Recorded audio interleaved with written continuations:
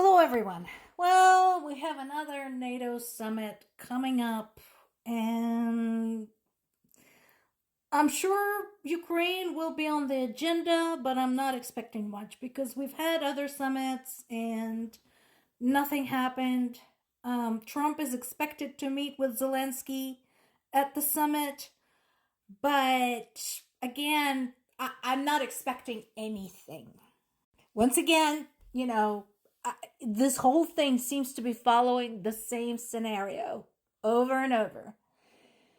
Putin called Trump, probably because right now Ukraine is kicking Russia's ass.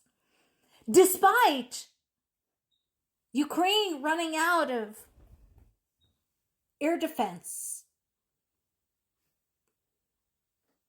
The reason there's so much damage to Kyiv right now is because Russia is attacking it with ballistic missiles and Ukraine doesn't have anything against that because that requires Patriot missile interceptors and they run out. And justifiably, last week Zelensky said, had our allies moved their ass, he didn't say it, but he meant it, we would have been able to intercept more and save lives. But anyway, so despite all of that happening, Ukraine is still kicking ass.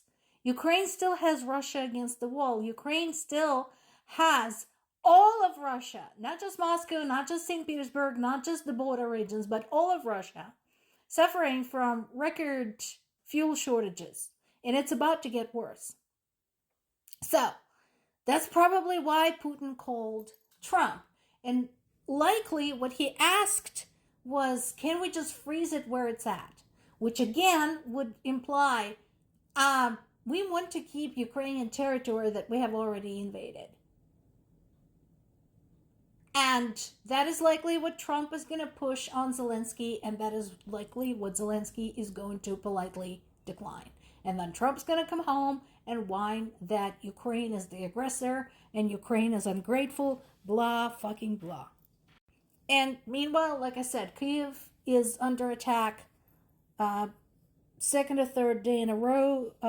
We don't know the extent of the casualties because there could be people trapped under the rubble in a damaged building. So we know that Russia is preparing more strikes because that's what they do. And again, this has nothing to do with military anything. They're striking against civilian objects because they want to frighten people of Ukraine. They want to terrorize them, pressure them into surrendering. So, for lack of anything better to do, Ukraine continues to do what it has been doing, which is refusing to surrender and turning out to be a much tougher opponent than Russia ever anticipated, or anyone for that matter. So, once again, there have been power outages in the occupied Crimea. And contrary to the statements from the Russian government, no, they have not taken Konstantinovka. They're lying. No surprise there. Battling still continues. And again, Zelensky went so far as to challenge Putin to a meeting there. Basically saying,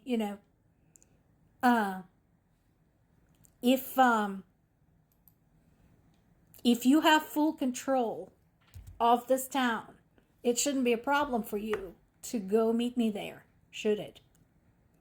For some reason, Putin did not agree to this.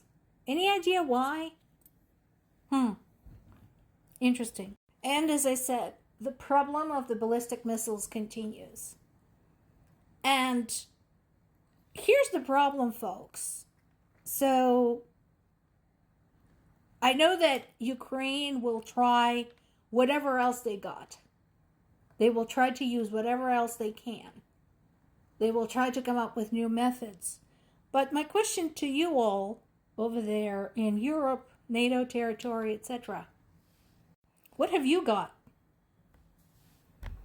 If a Russian missile goes off course and flies over Kyiv and flies over into your territory, what the fuck are you gonna do? You fuckers couldn't even intercept drones. What are you gonna do with a ballistic missile?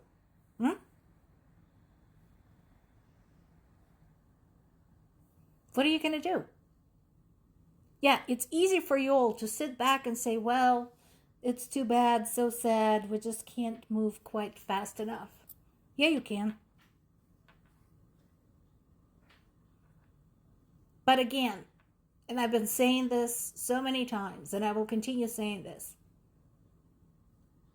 figuring out who your allies are should be done depending on their actions. And Ukraine has proven itself a very good ally. And right now, by not taking any action, but by not providing Ukraine with anything to intercept those ballistic missiles, you're betraying it. And despite all that,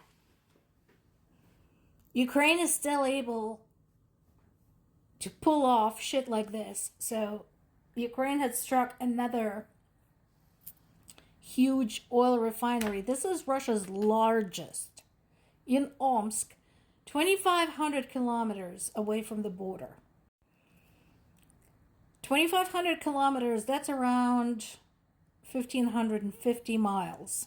So to give you a picture of what